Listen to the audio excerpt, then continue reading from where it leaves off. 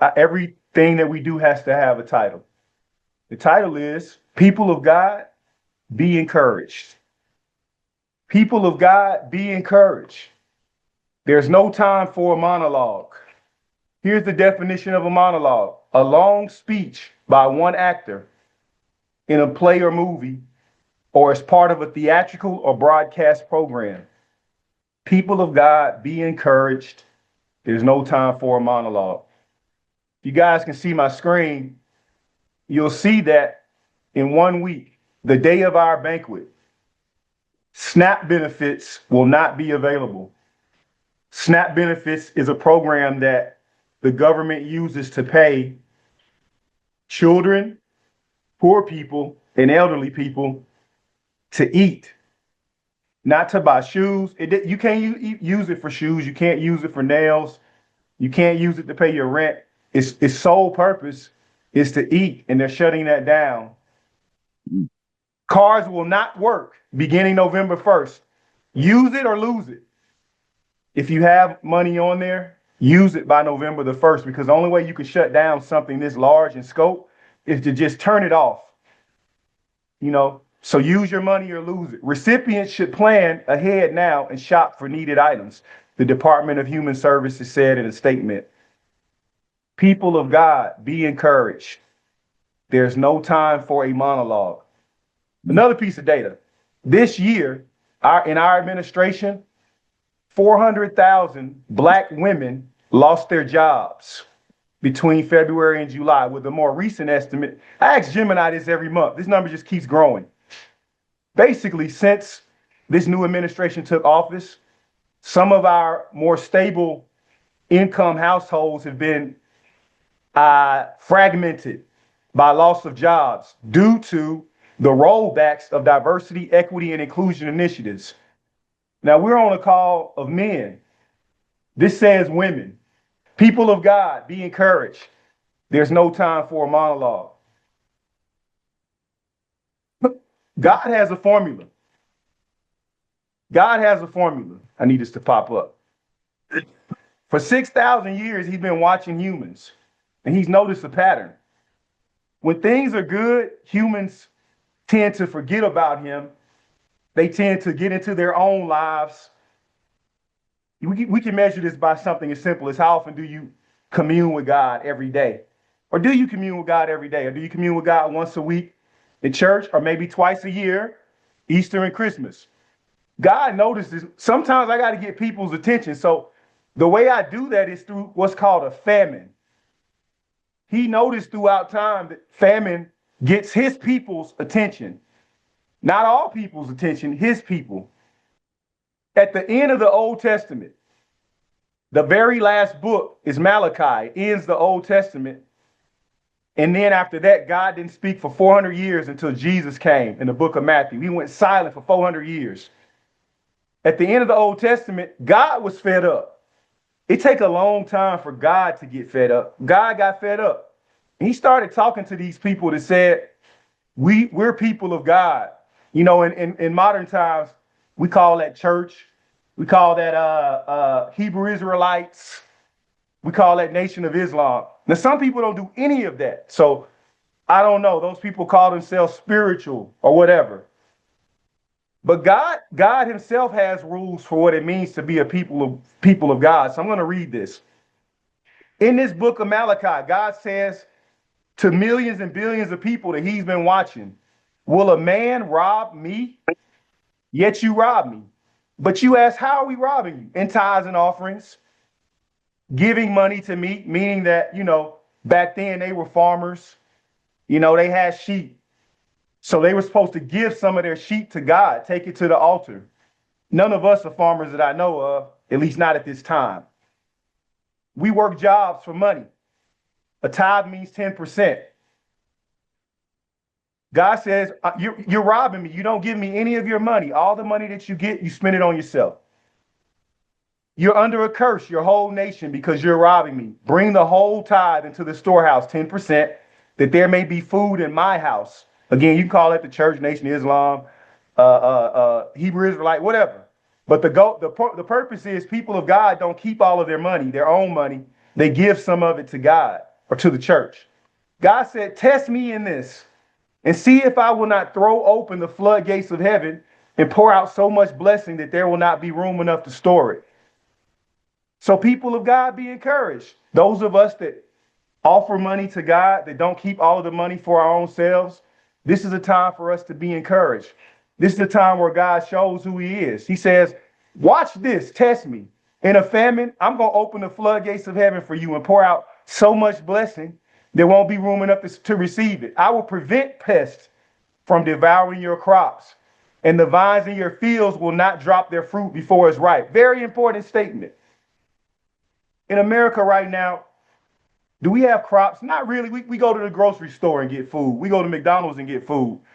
So part of what people of God, when I say be encouraged because there's some work that we're going to have to do now, starting with this banquet. MEPA's been around a long time. I've been in it 6 years. It was almost impossible for the storyline to remain the same the entire time, meaning when we came in, it was about one thing. It's going to be about that one thing forever. No, the story is changing this year. 150 years ago, slaves were freed. And at that time, as a people, African Americans, we had nothing. We had no money, nothing. Two men, William Hooper Council in northern Alabama. I can only speak for my home state. I'm from Alabama, Huntsville. William Hooper Council in northern Alabama and Booker T. Washington in southern Alabama both came up with a plan for their people. A plan, and both of their plans were based in education. William Hooper Council started a school called Alabama A&M in Huntsville, my hometown. Booker T. Washington created a school called Tuskegee in Tuskegee, Alabama, my wife's hometown. They saw the solution to the poverty and the lack of land and the lack of resources being education. They saw the way to encourage their people was through education. So again, once again, I'm saying, people of God, be encouraged. There's no time for a monologue. So we're going to open the floor up. Just because snaps ended and just because women have lost their jobs, that doesn't mean that these are hard times that we're facing. I'm going to prove it now. I got a brother on this call that at the beginning of the year was driving DoorDash as a means of income. And he had enough sense or made up his mind that I need to do something more. A brother, not a woman. And he went and he got a job. He let nothing deter him from getting that job. And he can share that information with other brothers. That's called education. I want him to come off mute. Joe Williams, come off mute. We're recording. Joe Williams. Okay. Yes. Tell the people how you got that job, what your process was.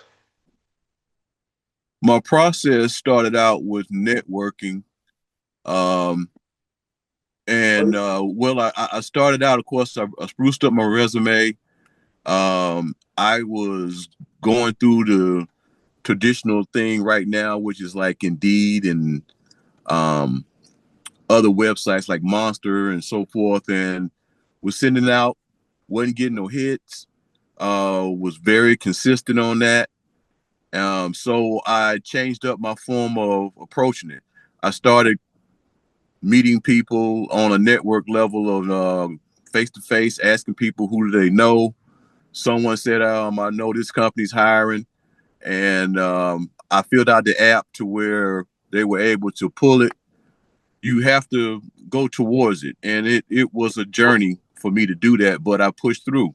What are you doing? I mean, we want to know what you're doing. Yeah, so I'm working at the airport. And I fuel airplanes. You know, you see all the guys run up to the car, and one might work on the tires, the other might put the gas in, the other might wipe the windshield, other one might talk to the driver. They might look up under the hood. All that stuff comes into play in a time frame when the plane pulls up. So learning something new was very exciting. It still feels exciting for me, you know, to where the airport is where I'm at, and I'm called a fueler, and I fuel airplanes. Thank you, Joe. I will Yes. say that this message, Joe, of how you got a job, the networking that you did, your finding a pipeline, definitely keep working on that. It's going to be very important next year. Yes. The airport, since its construction in the 50s, they say has served as a key engine. The airport in Atlanta is the key engine, not the key engine of Atlanta's economic growth. Delta alone has 34,500 employees. So again, people of God, be encouraged. Joe has done a lot of groundwork for anyone that thinks in their mind, they don't want to give me no job. I'm a black man, blah, blah, blah. The airport is always hiring us. The warehouses are always hiring us. But now we're in a season where we're going to have to work again or work harder. People of God, be encouraged. The other large industry in Atlanta is healthcare. So if you're not interested in the airport, fine. There's also a huge network in healthcare. Emory, Northside, Piedmont. I'm in the healthcare IT. Marcus has spent his career in Atlanta. Now he has jobs still through his networks. And so yes, sending a resume is great, but in this AI era, it takes more than that. It takes having a pipeline, a network. During the Bible points us to an example here. During a famine, there was a man named Joseph. His whole family had no food. But Joseph was smart. He solved the problem for his enslavers. The Pharaoh had a dream. Joseph solved the problem. There's going to be there's going to be a need for you to save your food, like they're saying now. Snaps up, save your food. Joseph came up with a solution, and Pharaoh put him and 70 people in his family on their own land. They called it Goshen. This happened in Alabama in the 1900s as well. If you get a moment, you might just read this book, William Hooper Council, the greatest Negro the race ever produced. He did this. Booker T. Washington took a different approach. Education, yeah, that's good, but the school that I'm opening, I'm going to teach people how to build their own homes, make bricks. That's important. We rely on people to build our homes for us, and they overcharge us for our homes, and now we're in mortgage debt. Mm. At a minimum, we need to learn how to build homes and grow food. That's all these people had, and they were okay. They made an industry out of that, educating people on how to build homes and grow food, not rely on the grocery store, not rely on other people to build their houses. People of God, be encouraged. God says, if my people, and I'm closing with this. Again, I got as much time as Marcus got to go over the program. Second Chronicles 7. Second Chronicles 7. That was a joke, Marcus. Verse 14. Or 13 says, when I shut up the heavens so that there is no rain, that can be interpreted as money. It's a famine. Or I command locusts to devour the land, a famine. God's saying, I'm going to send famines. In every lifetime, I'm going to test people with good and bad. If my people who are called by my name, God's people, in the beginning, if you weren't on, God's people give God some of their money. They don't just say, I'm God's person. If we will humble ourselves, Joe humbled himself, took a job at the airport. He didn't say that, but he humbled himself. Maybe DoorDash isn't working or driving rideshare isn't working. But that's just the first step. And pray and seek my face and turn from their wicked ways. Four things. Then I will hear from heaven, forgive their sin, and heal their land. People of God, be encouraged. Even in this famine, there's no time for a monologue. Thank you guys for listening. First of all, I want to thank the brothers for their encouragement and support during the time of my illness. And number two, I'll physically be here in Orlando because of dealing with this. I wanted to get with Malcolm or someone if they could send pictures or videos where I can see the event live. And I know y'all gonna have a plaque presentation, but I wanted to say this to the guys. I think Mr. Martin should be presented with a plaque because he did an outstanding job of pulling this off. I've known him a long time.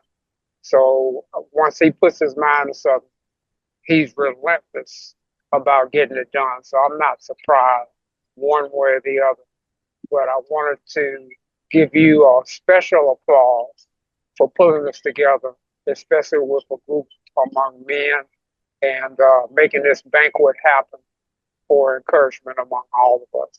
You know, you can't do anything at this magnitude. You can't do anything by yourself. So it's because of the MEPA team reaching out to you. And one of the things I want to reiterate, something that we've been, for 2 years, I've been looking at this family thing. How can we bring families together? How can we bring healing and wholeness in families? Because I know the dynamic of what it is to be a father. I know the dynamics of struggling. I know the dynamic of raising children. You know, God just has positioned me. I have two of the greatest daughters in the world. And I have a dynamic wife that, you know what? Our relationship worked for us. It may not work for other people. It works for us. And it's something to say when you've been with a one woman for 49 years. That speaks volume. No matter what we fight or cut each other's head off, we still here together, and we have made a conscious decision that neither one of us are going nowhere to death do us part. So thank you guys for allowing me to share with you, because this is a two-way relationship. Overall, brothers, we did it. And if we can do this, there's no telling what we can get done. Now, God, we acknowledge you as being the only true and living God. And we're asking that you would touch every individual, touch every situation, whether it be financial, whether it be mentally, whether it's housing, whether it's paying off the house, whether it's getting a house or walking through or a job or relationships or marriages or whatever it may be, God. We give it to you. God, we gave this banquet to you, and you have showed up and showed out, and you've touched people, and you've used people, dear God, and you've caused us to do self-examination, and we take full responsibility where we are. Father, I only need one other person amongst this group to agree with me as the leader, so that we can see the manifestation of the word, the manifestation of what you have promised to them that will go way beyond. We thank you. The glory belongs to you. In Jesus' name, amen.